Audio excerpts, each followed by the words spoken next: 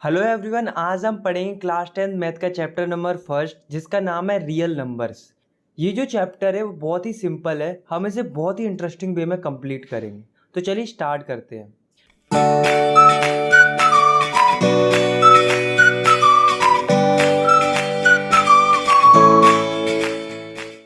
अगर हमें इस चैप्टर को पढ़ना है तो हमें कुछ बेसिक चीज़ों को समझना होगा। जैसे कि क्या आपको पता है नेचुरल नंबर्स क्या होते हैं?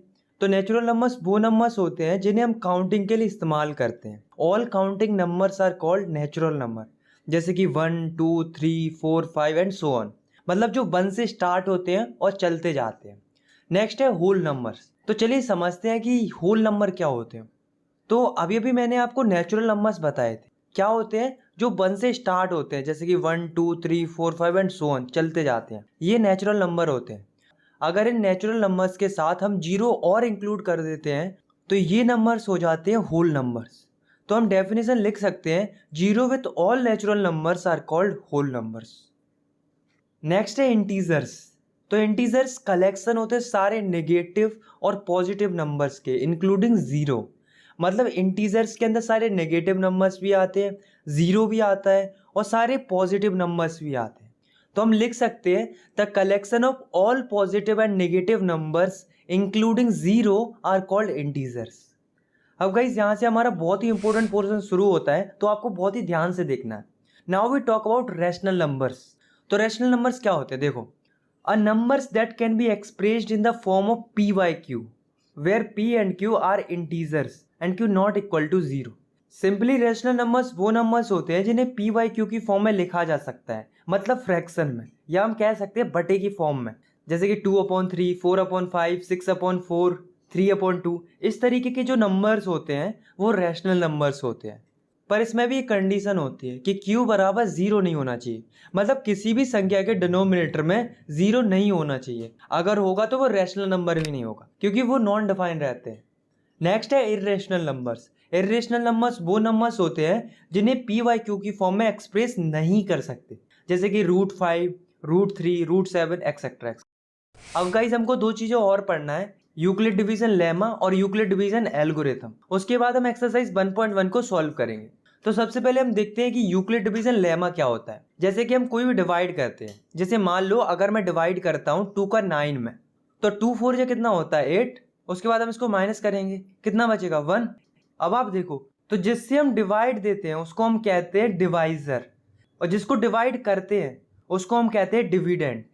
डिवाइड करने के बाद जो आंसर आता है उसे हम कहते हैं क्वोशिएंट, और जो आखिरी में शेष बचता है उसे हम कहते हैं रिमाइंडर। इतना है समझ में? All right. अब देखो यूक्लिड डिवीजन लेमा क्या कहता है कि अगर हम डिवाइजर में मल्टीप्लाई करते हैं क्वोशिएंट का और प्लस करते हैं रिमाइंडर को, तो ये किसके बराबर होता है? ये बराबर होता है डिविडेंड के। और क्या कहता है? और ये कहता है कि जो रिमाइंडर होता है वो या तो जीरो होता है या जीरो से बड़ा होता है, बट ऑलवेज छोटा होता है डिवाइजर से।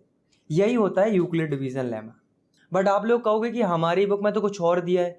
हमारी बुक में दिया है a equal to b q plus r, where r is greater than equal to zero and always less than 2v।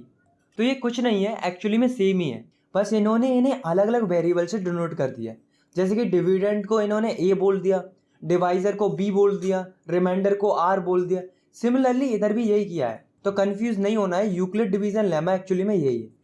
Next है यूक्लिड डिवीजन एल्गोरिथम। तो ये क्या होता है? ये एक ऐसा एल्गोरिथम होता है जिसकी मदद से हम डिवीजन करके एचसीएफ निकाल सकते हैं। कैसे निकाल सकते हैं? देखो, जैसे मान लो दो नंबर है 4052 और 12576। इन दोनों का हमें हाईएस्ट कॉमन फैक्टर निकालना है, यानी कि एचसीएफ निकालना है। अब कैसे निकालेंगे? देखो, सबसे पहले हम ये चेक करेंगे कि इन दोनों नंबर्स में से कौन सा नंबर बड़ा है। तो ये वाला नंबर बड़ा है, इसलिए ये हो जाएगा डिविडेंड और ये हो जाएगा डिवाइजर। तो चलिए अब हम डिवाइड करते हैं। कितनी बार में जाएगा? लगभग 3 बार में। कितना आएगा? 12,156। और रिमाइंडर कितना आएगा? 420। अब देखो यहाँ पर हमारा जो रिमाइंडर है वो जीरो नहीं आया, और जब तक हमारा रिमाइंडर जीरो नहीं आएगा तब तक हम इसे और आगे तक सॉल्व करते जाएंगे। कैसे सॉल्व करेंगे? डिवाइड तो खत्म हो गया। देखो, तो जो हमारा रिमाइंडर है वो बन जाएगा डिवाइजर, और जो पहले का डिवाइजर था वो बन जाएगा डिविडेंड। तो अगेन हम डिवाइड करेंगे, तो आपकी बार रिमाइंडर कितना आएगा? 272। तो आपकी बार भी हमारा रिमाइंडर जीरो नहीं आया। तो अभी हमें और आगे तक सॉल्व करना है सेम प्रोसेस के साथ। तो देखो अब की बार भी रिमाइंडर 0 नहीं आया, 148 आया। फिर करेंगे, अब की बार 124 आया। फिर करेंगे 24 आया। फिर करेंगे 4 आया। और फाइनली अब की बार करने पर हमारा जो रिमाइंडर है वो 0 आ जाता है। और जब हमारा रिमाइंडर 0 आ जाता है तो समझ लो कि हमारा क्वेश्चन सॉल्व हो गया। हमें निकालना क्या था, एचसीएफ। तो जो हमारा फाइनल डिवाइजर था, मतलब जिसकी मदद से हमारा रिमाइंडर 0 आया, वही डिवाइजर होगा हमारा एचसीएफ, यानी कि highest common factor.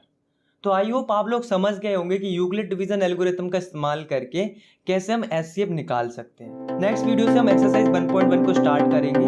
Next video देखने के लिए आप यहाँ पर क्लिक कर सकते हैं। मिलते हैं नेक्स्ट वीडियो में, तब तक के लिए टेक केयर, बाय बाय।